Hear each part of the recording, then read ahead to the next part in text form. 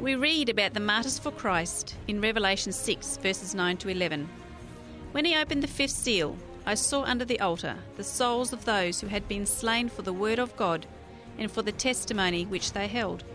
And they cried with a loud voice, saying, How long, O Lord, holy and true, until you judge and avenge our blood on those who dwell on the earth? Then a white robe was given to each of them, and it was said to them that they should rest a little while longer, until both the number of their fellow servants and their brethren, who would be killed as they were, was completed. Welcome to Souls Under the Altar, a program that reviews the stories of God's persecuted from the past and the present. Your host for this program is Etienne McClintock. Dear listener, greetings and a warm welcome. Thank you for tuning into the program again today. I'm delighted to have your company. And I have a special guest in the studio, and very appropriate to talk about martyrs and the persecuted. We have Tony Benjamin, the CEO for Voice of the Martyrs, come back just from a trip very recently to Vietnam and Laos to share some of the stories and update those who are being persecuted for their faith in Jesus Christ. Now, interesting, Tony, I mean, I've looked at Vietnam a number of times from a tourist perspective, thinking that'll be a nice country to go and visit. I know some people have gone to visit there, you know. I didn't realize that there was actually persecution in those countries. Yes, thank you for having me. And yes, persecution is quite prominent there. I've lived there for 2 years and only returned early last year from living in Vietnam. Vietnam is fantastic on the surface. It's a great place as a tourist if you stick to the main centers. The minute you get off the beaten track, that's where things change quite dramatically. And any foreigners are seen as intruding rather than just being doing what tourists do. Right. So what's changed in Vietnam is that the authorities are trying to limit the movement of Christians, which in turn they're trying to stop the spread of the gospel. Okay. So what happens is the minute anybody new or unknown outside of that area comes into an area, the authorities are made aware of it and they will question it. The whispers go around very, very quickly because it's about the locals winning favor with the authorities for whatever they're doing, legal or not so legal, but also the favor that they get somehow gives them status within the local area. So people are prone to dobbing you in if you're not part of who's supposed to be living there. And much the same applies in a place like Laos, where your typical area or your little local village is about 50 to 100 homes, and they have a village leader. And that village leader is in charge or then oversees everything that happens there. So if you're not part of that local area, they will know. And if your movements are slightly out of sync with what's happening in that area, they will also know. Okay, so they've got their eyes out and they're almost encouraged just by the favor they can win from the authorities, I guess, to dob in people or to dob in anything that looks a little bit suspicious. Correct, yes. If I can go one step further with the visit to Laos, people have lost their land. Now, what happens is that the government gives them land that is always owned by the government, but they can utilize the land and they can till the soil and they can grow produce and do farming on it. But that land can equally quickly be taken away if they don't comply with what the government wants. Okay. So that's how people have been losing their land. So the alternative for them is to actually purchase their own land, which in a country where the average wage for a pastor, for example, is $100 a month, that's tough going. It's not possible for many people to own their own land. Sure, okay. And those laws in regards to land ownership are reasonably well protected by the law there? Yes, they are well protected. People seem to have right of passage if they own it. Okay. But then you have to prove how you got the money to own it. So where churches would often tip in money and allow people to buy, those types of things don't apply any longer because they are scrutinizing it. Even in a case like in Laos, where they arrest the pastor for having a church gathering because, firstly, for a church gathering, you have to apply to have any sort of festival outside of your normal church service. Okay? Anybody coming from outside of that little district there, they have to have permission to have it. So they give you permission like they had recently for a Christmas service on the 23rd or 24th of December. Yes. And if you change that date or you start your preparation the day before, you get arrested, you get put in prison. So that's how strictly they apply the law. That's how strictly they're applying the law. So they put them in prison for an average of 3 to 6 months. For them to be released from prison cost them $5,000 US. That is a horrendous amount of money if you consider the average income there. When you're earning $100 a month, roughly, as a pastor. So they have a cost of going to prison. So if they put you in prison for 6 months, they actually calculate a cost.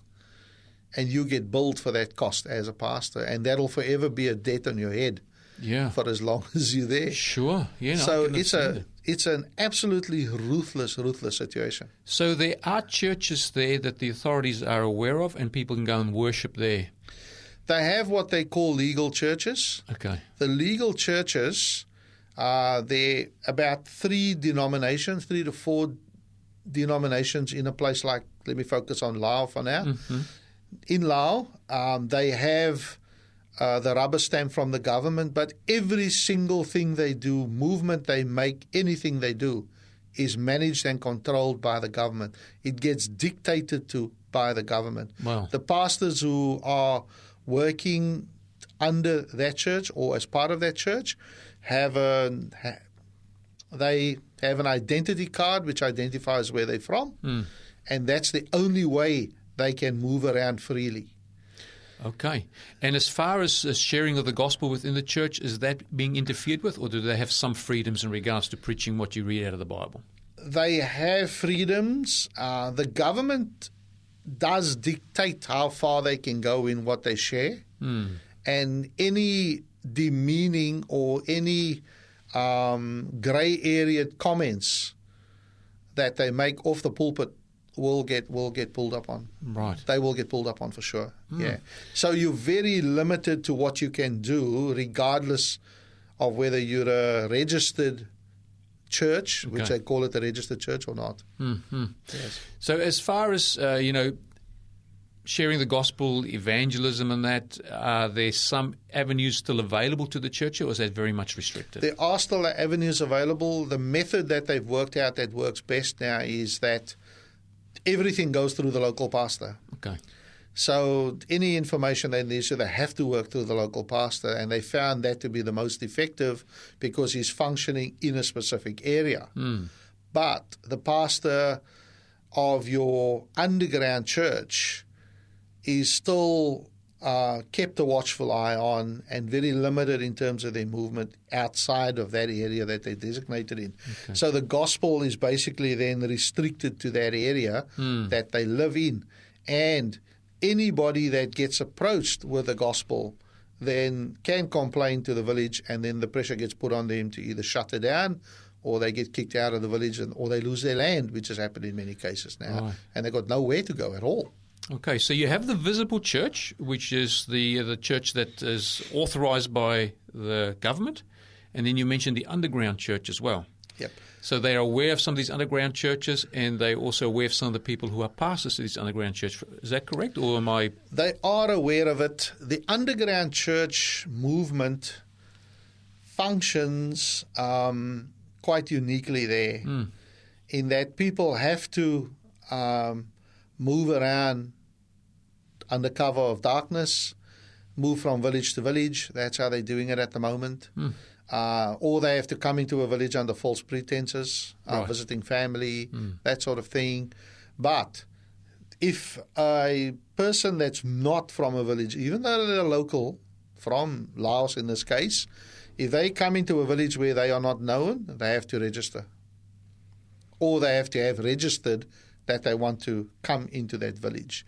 And in most cases, if they do try and give advance notice, the notice won't be granted. Right. Okay. So it's a fool's, it's a fool's game they're playing. This is the game that the government's playing. So these guys just decide, from the underground church, they decide we're just not going to comply. That's it. Right. Because they will not be bridled. They do not want their message sanitized. They won't compromise the gospel. Yes. And they find ways and unique means, many of which I can't speak about on radio, Yes. of getting around and circumventing the rules so that they can get the message and get the gospel out there.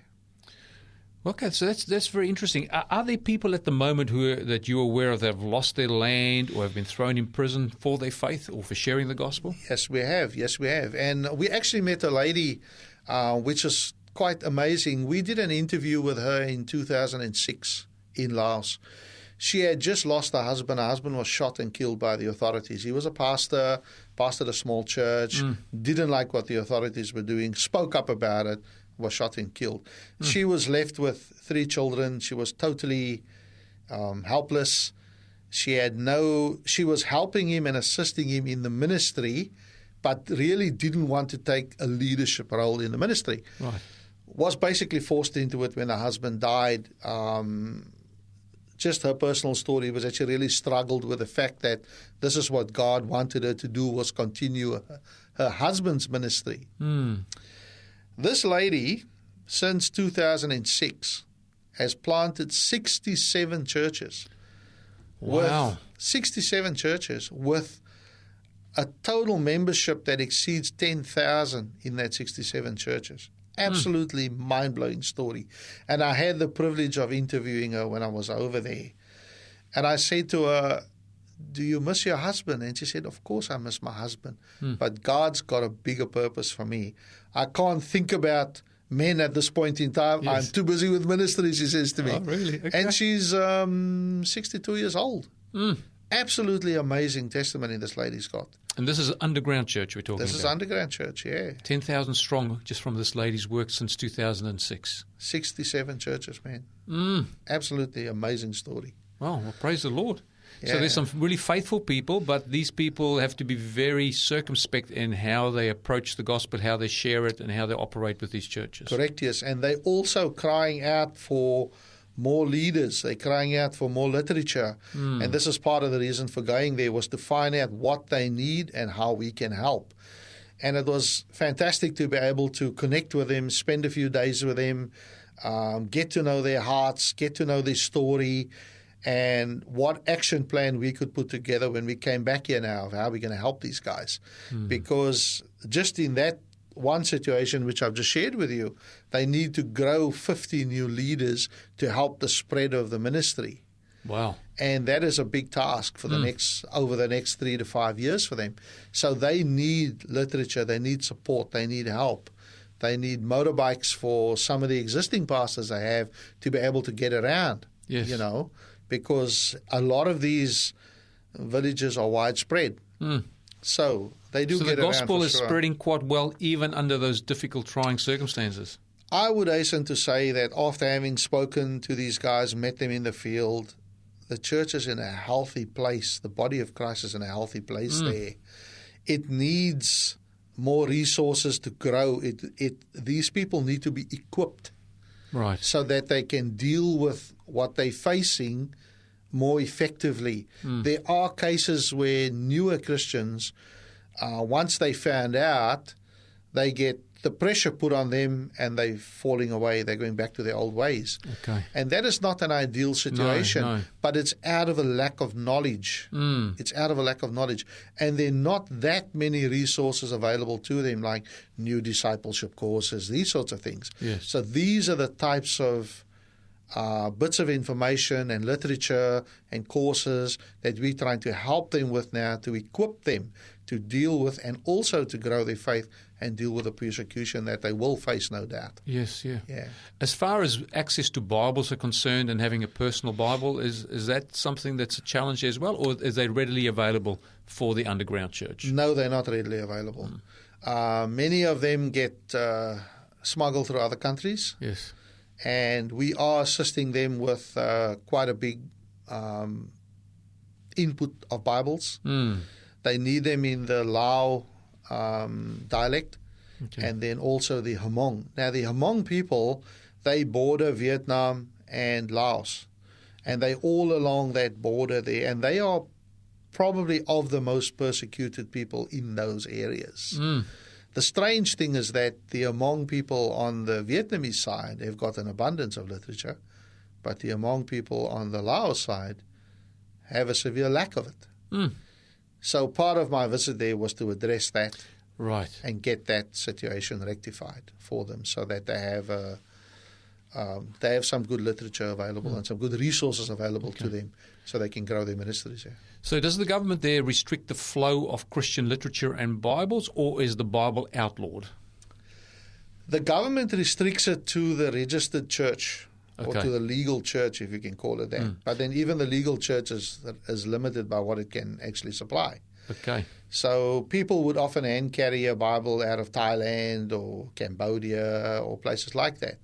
But it's difficult to get it in their local language. And some of the organizations that do distribute the Bibles in limited amounts are charging the locals exorbitant fees. In some cases, these Bibles are given freely in other countries. They supply it for free. Yes. But some of the organizations are charging them $6 and $8 US for a Bible. Now, people can't afford that. That's tough, So we would fund, we're looking at funding some Bible purchases. Okay. Which we'll give to them for free, obviously. Wonderful. So we'll raise some funds for that. But if you were a local and you got caught with a Bible, you weren't part of a registered church as far as a church member is concerned, would you be in trouble, or would you be able to get away with it, depending on how they, I guess, apply the law again? It depends on how they apply the law, yes. In some cases, some of the pastors have got a good rapport. The authorities in certain areas say, look, it's okay as long as you don't overstep the mark here, we're fine, you have your church service. Then there are other extremes closer to the seat of communism, like in Laos, where there are hardly any Christians at all, and the government just stamps them out with the most vile ways that they use to get rid of people. So those are some of the more extreme areas that we're looking at changing our approach to getting the gospel spread through other means, could be through vocational training and that sort of thing, So as I'm listening to what you're saying, it sounds like there's some pockets where there's more freedoms because the law is loosely applied, and then some other areas where the law is strictly applied, there's strict persecution, and the church has almost been stamped out there as far as communism taking a very hard line with people. That is correct, yes. That's exactly the way it is. So we have brothers currently, believers in Christ, who are in prison for their faith in those parts of the world? Yes, we do. Yes, we do. In places like Vietnam, there are a few specific areas where people have been imprisoned long term, starting from 3 to 5 years to 20 years. And we do support the families while they're in prison. When these people are released, we do get them medically assessed thoroughly. And many of them have got ongoing medical needs, which we fund and we help them with. And while they're in prison, the families that still have to function, we assist them in either teaching them to fish, if I can say that, where we help get them skills so they can function and they can fend for themselves and they can provide for themselves while the husbands are in prison. We also support programs where we get them to visit. Many of them live very far from where the prisons are, so they need to actually get there and then get approvals to go and see them, because they've got limited times and schedules that they have to allow them to see their loved ones. And then also take along some food or something for them to eat, because these guys are on rations when they're in the prison there, and they're very malnourished when they come out of these prisons. So we support those types of programs, so at least they're in touch with their families and get to see their families while they're in prison. And they are thrown into prison for what? Preaching the gospel, for owning a Bible, for evangelizing. What's the typical reasons that they end up in prison? Every one of them that you just mentioned. Yes, and some. So yes, for just many of them for just being a Christian and practicing their faith, even if they do it in their own homes, because it's out of kilter with what's being done within the area. And they are so fearful of what's in that Bible that we have and that we love so dearly. They are absolutely petrified of it, because it doesn't honor anyone but God. Yes. They want the recognition for themselves. They want to be revered. So they see the Bible as a threat to their sovereignty or their control. It's all about control. Wow. The communist system is very different to anything else. It's a slow wearing down and sandpapering of your faith, and they just wear you down with little subtle things where they restrict your movement. Then you can't have your church gathering. Then you can't mix with other people that are Christians, and they just cut off here, cut off there, restrict your movement, take your kids' rights away. Your kids can't go to school anymore, and they just try and wear you down and whittle you down over time. But they're not being slack about anything. They're very, very patient people, these, the way they apply communism. And China's much the same. They apply it over a period of time, and they continually wear you down. So people feel that by registering with a church or registering, that's just the way of them keeping tabs on you and limiting how you move. Right. Because that's the way they're applying it.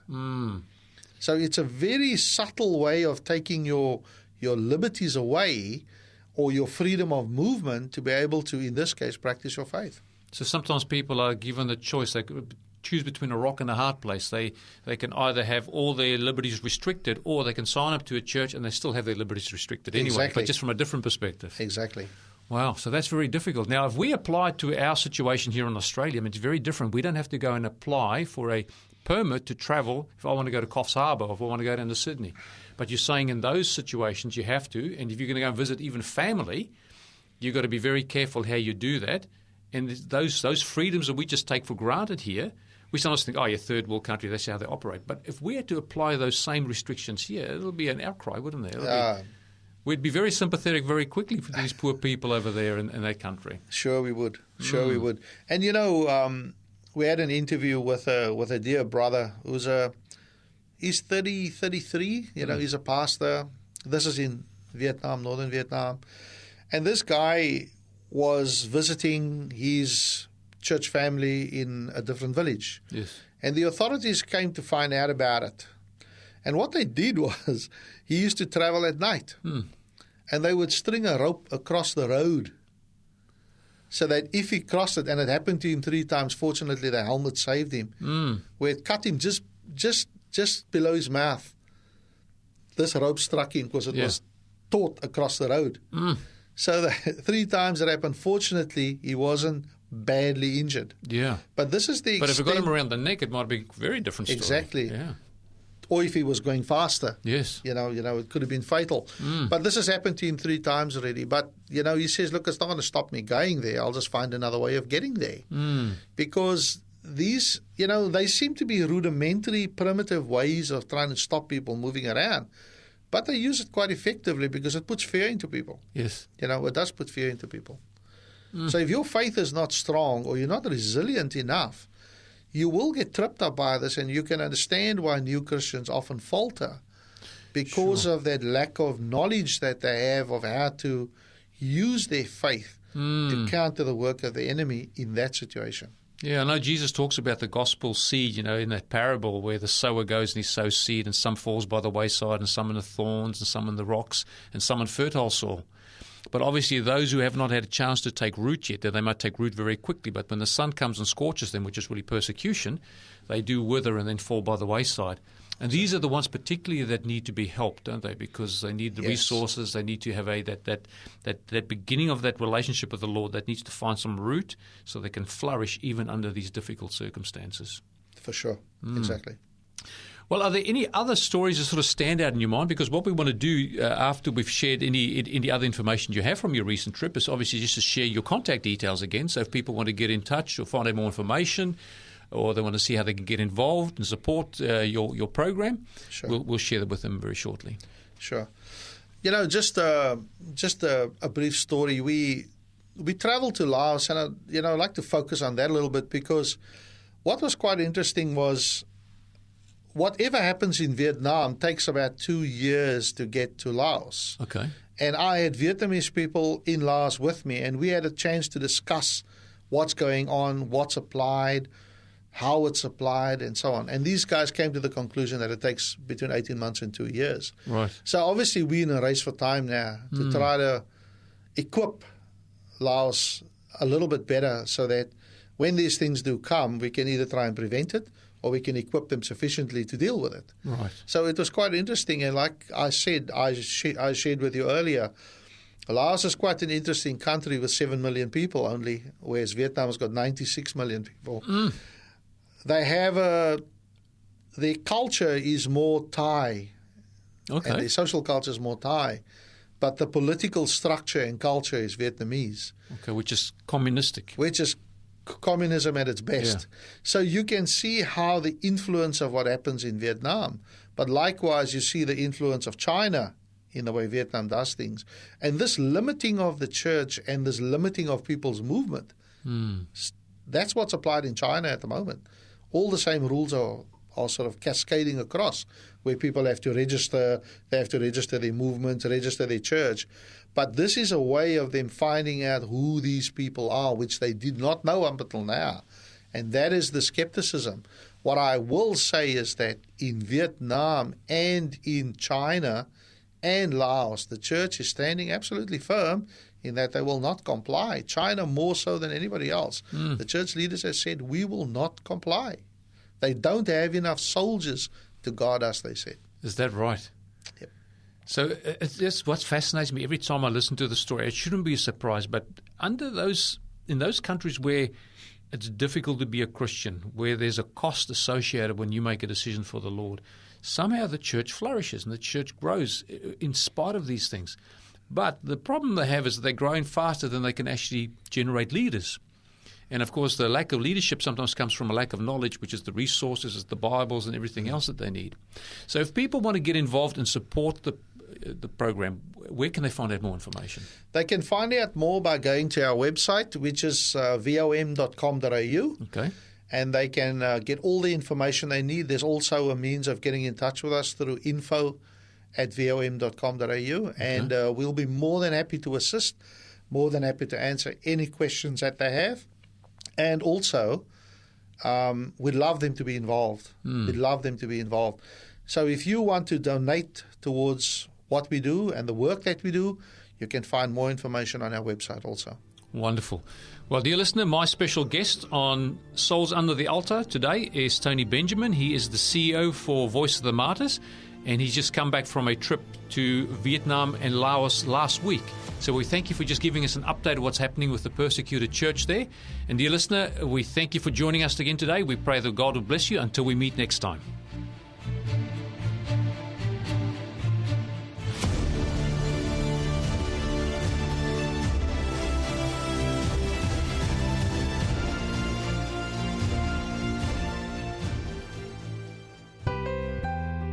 Thank you for joining us on Souls Under the Altar. If you'd like more information about today's program, or if you have any questions, please contact 3ABN Australia Radio by phoning 02 49 73 3456, or you can send an email to radio@3abnaustralia.org.au. You can also contact us on our 3ABN Australia Radio Facebook page. We'd love to hear from you.